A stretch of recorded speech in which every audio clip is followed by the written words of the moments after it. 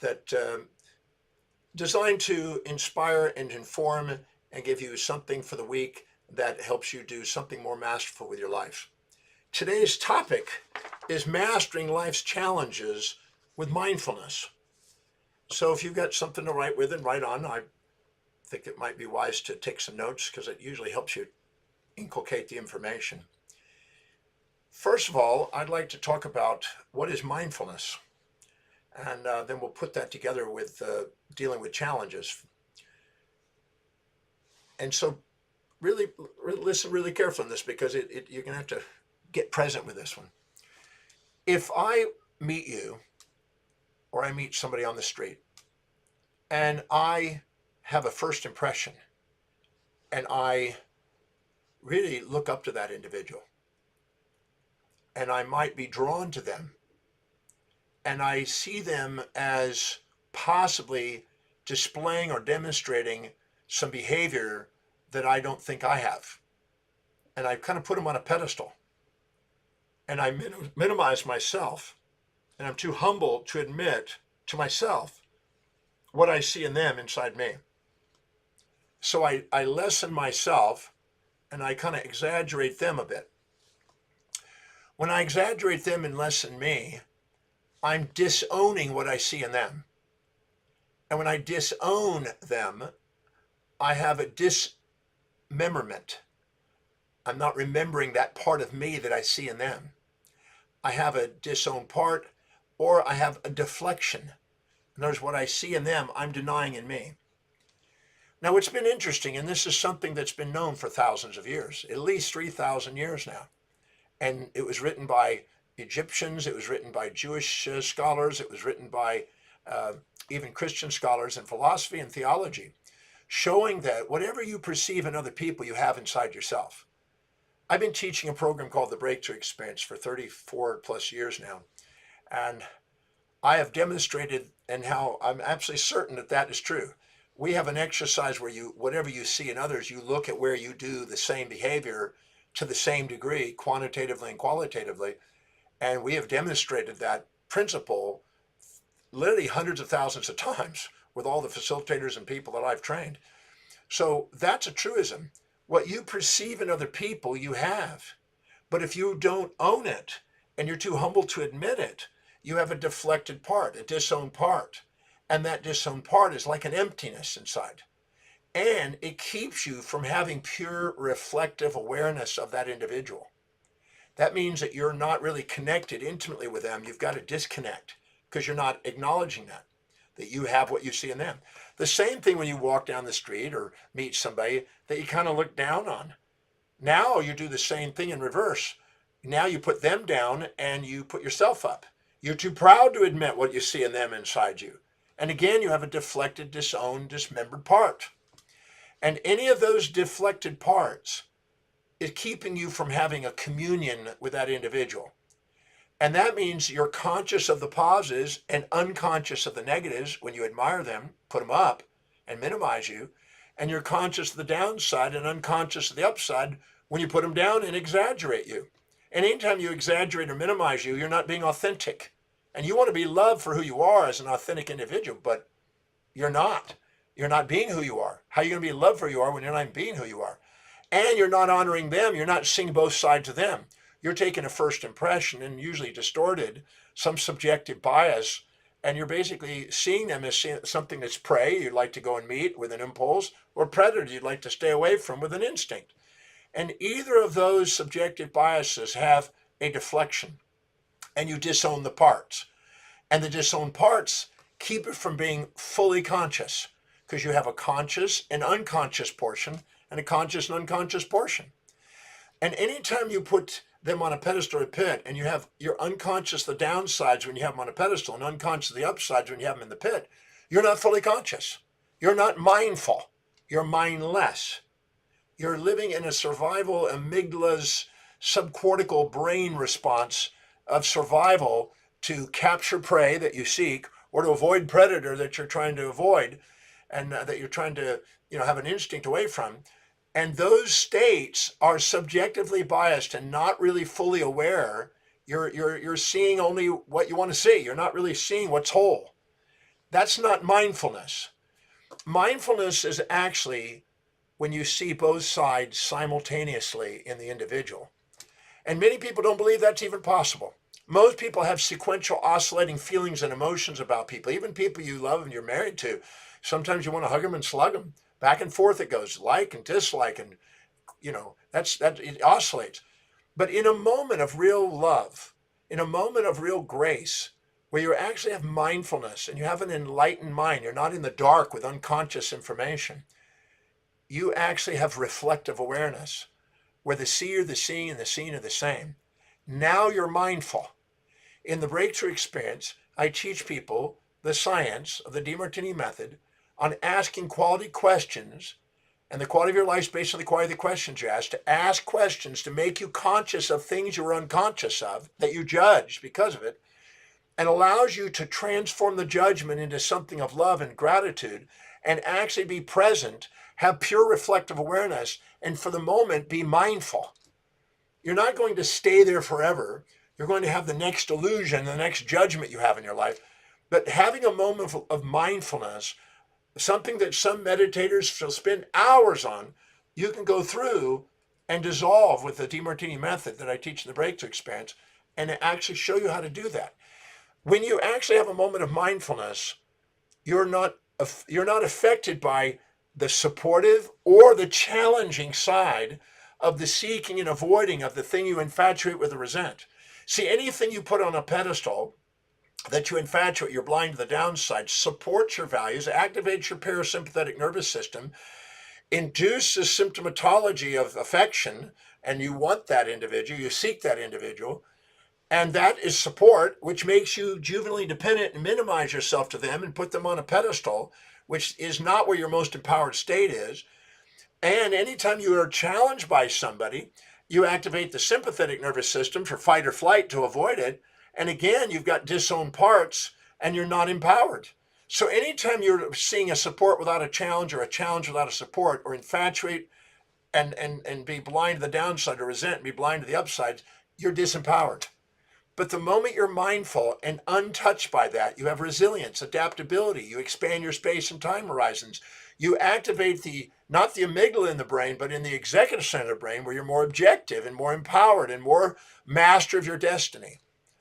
So that's why in the breakthrough experience, I teach the DeMartini method to show people and train people on how to actually go in and take anything you put on a pedestal or a pit, which makes you minimize yourself or exaggerate yourself, which is inauthenticity, and transforming into you actually having equanimity within yourself and equity between them.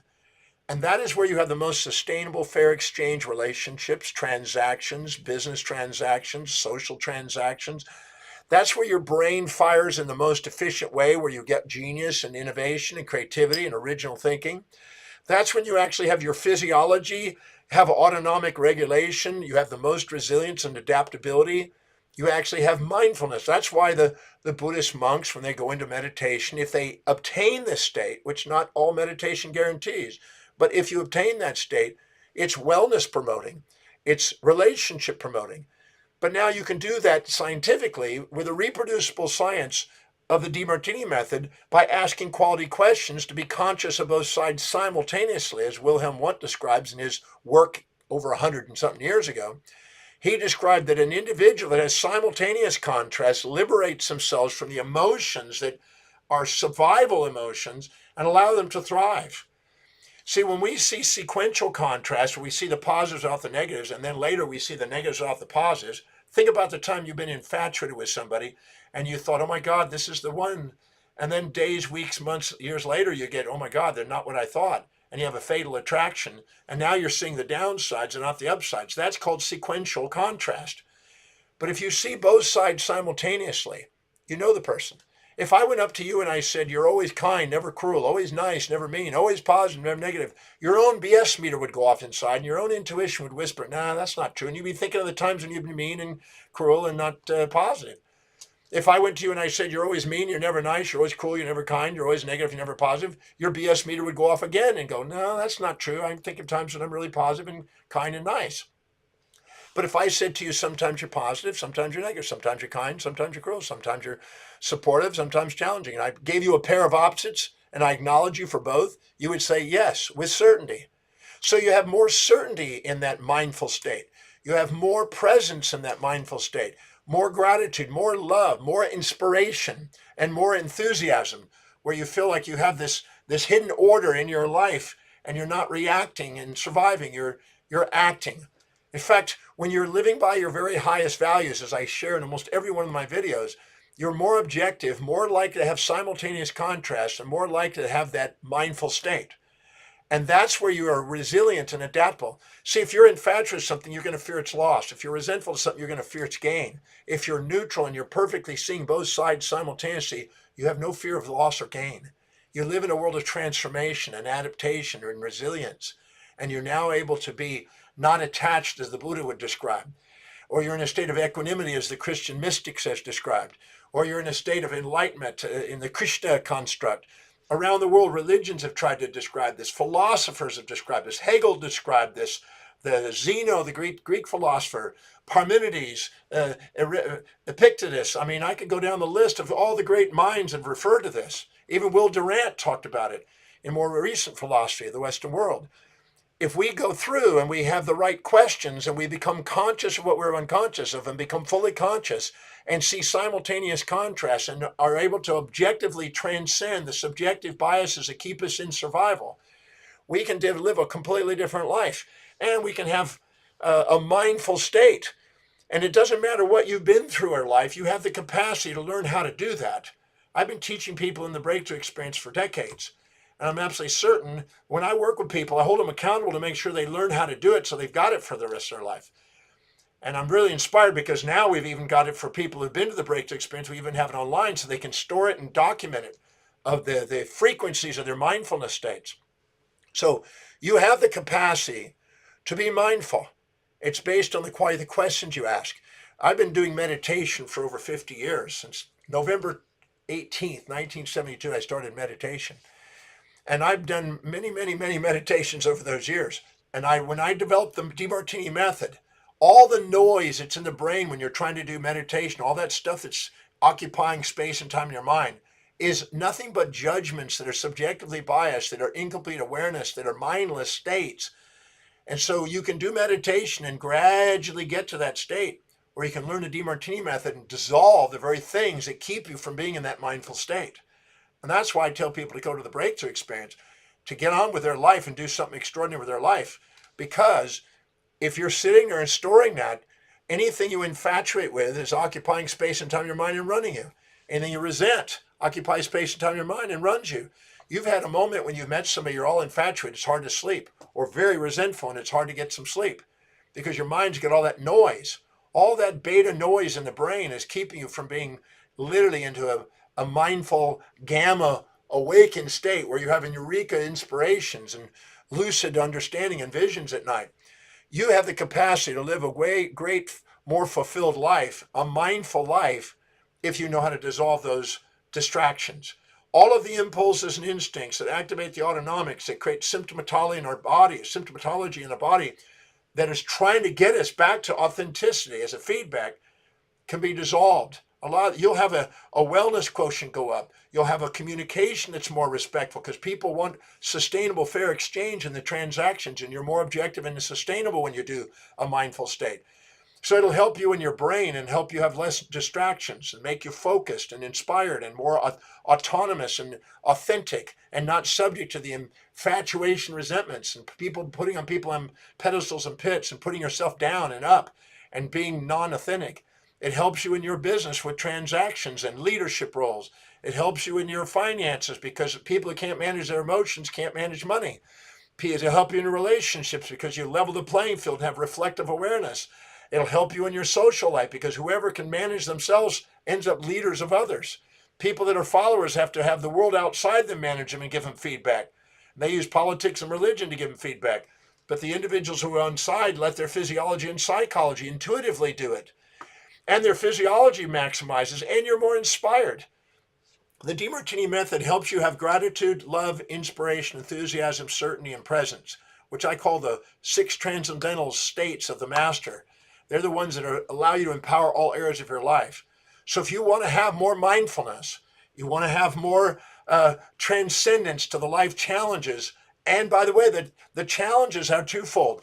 The perception of loss of whatever you are infatuated with, or the perception of gain of whatever you're resenting, are challenges. But this dissolves them. So come and do the breakthrough experience. Come and learn the DeMartini method. You've got it for life after that. You'll learn how to ask the right questions, because the quality of your life is based on the quality of the questions asked. You learn to ask questions that make you mindful instead of living mindlessly in a subjective biased world where you're distorting reality and trapped in this box of infatuation, resentments, and being distracted.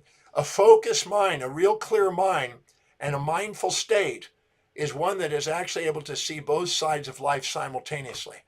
A transcendent state. It's the ultimate objective of personal development is the essence of being. If you'd like to have the experience of the essence of being, come to the breakthrough experience. So you actually learn how to transcend those distractions and stay focused on your mission in life. Your mission is a calling that's based on your highest values, that's a fair exchange between you and others, that serves others, that allows you to live a fulfilled life and rewarding life, even economically. So come to the breakthrough experience. Come learn how to do the method. Learn the questions. That way you can go online and you can keep it and start mastering and taking it. There's nothing your body can experience through its senses that the real authentic you can't love and turn into opportunity. So this is my presentation for this week, pardon me. And I look forward to seeing you next week, but I look forward to mostly making a difference in your life by sharing what I've shared in the breakthrough experience. It's gold. The information there, you're not, I ask people at the end of the breakthrough experience every weekend, how many of you learned something this weekend? You know for a fact, if you were to go through your life and not be here, you would never have learned. Every hand goes up every weekend. So I promise you some very insightful information by joining me at the breakthrough experience. That way I can teach you how to have mindfulness and be able to transcend the so-called challenge that you think are there, because ultimately they're on the way, not in the way. So until next week, this is Dr. DeMartini. Thank you for joining me. I'll see you then, and sign up for the breakthrough experience. That way I can spend 6 hours with you showing you some amazing tools to transform your life. So you not have to be victim of history anymore. You can be master of destiny with a mindful state.